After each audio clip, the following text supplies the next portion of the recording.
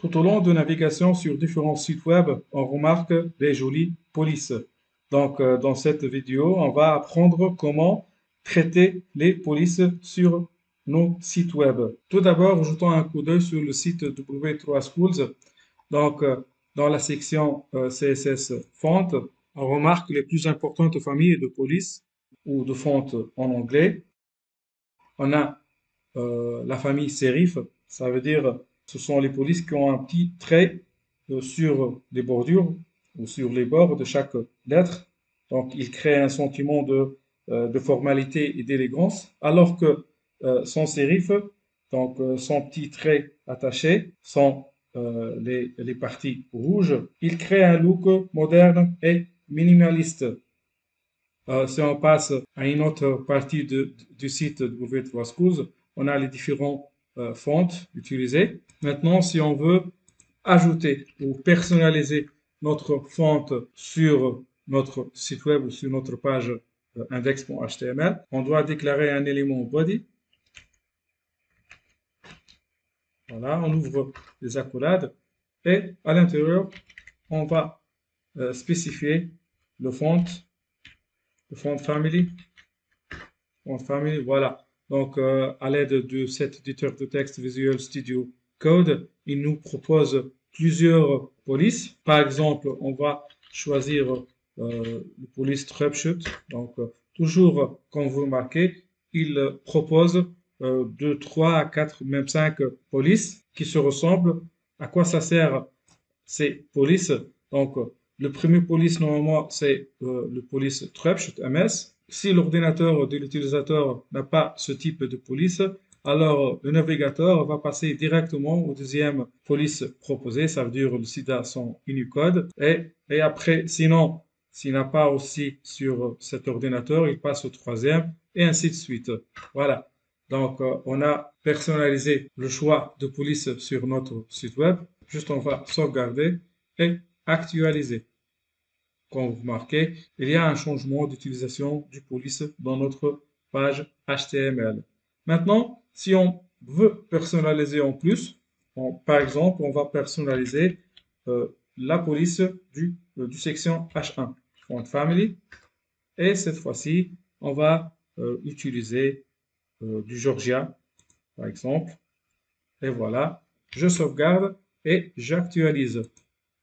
Comme vous marquez, le titre de l'entête vient d'être changé.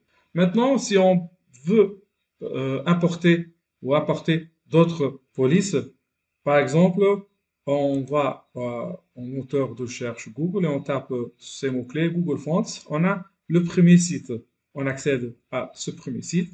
On a plusieurs centaines de polices proposées selon les langues.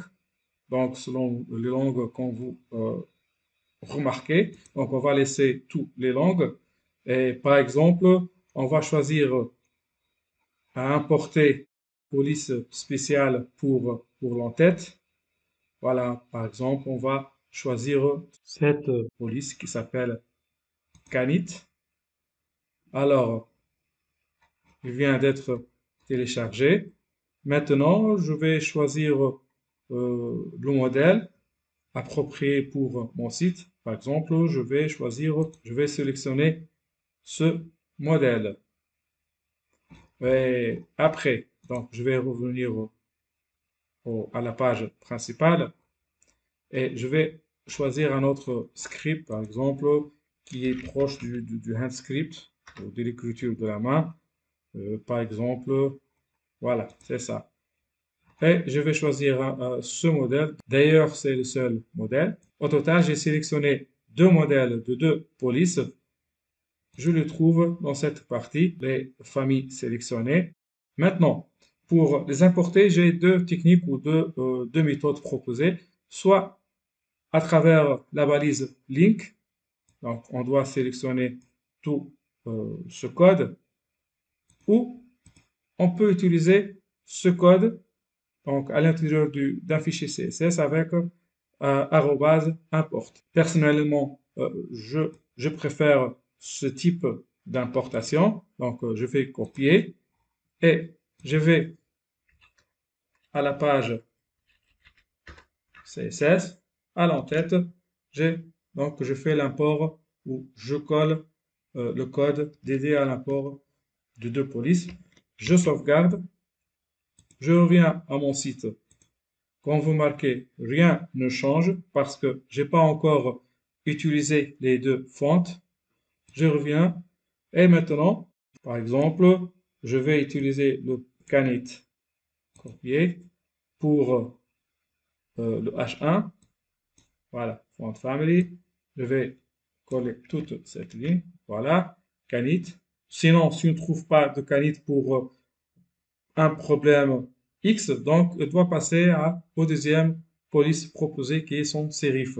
Et je vais personnaliser aussi le reste de ma page HTML avec, je vais mettre dans la section ou dans l'élément body avec la police handling. Juste une petite remarque, l'importation de ces deux polices, c'est à travers le téléchargement. Donc, ça peut prendre du temps pour la première fois. Sinon, il va être sauvegardé dans la partie cache du navigateur et sera disponible à chaque utilisation. Je fais sauvegarde et je reviens à ma page HTML et je rafraîchis la page. Et ben voilà, c'est cool, c'est joli. C'est la police Canit. Et le reste du site, on a utilisé Handly. Voilà, on a terminé cette vidéo. La prochaine vidéo sera dédiée à l'arrière-plan du CSS.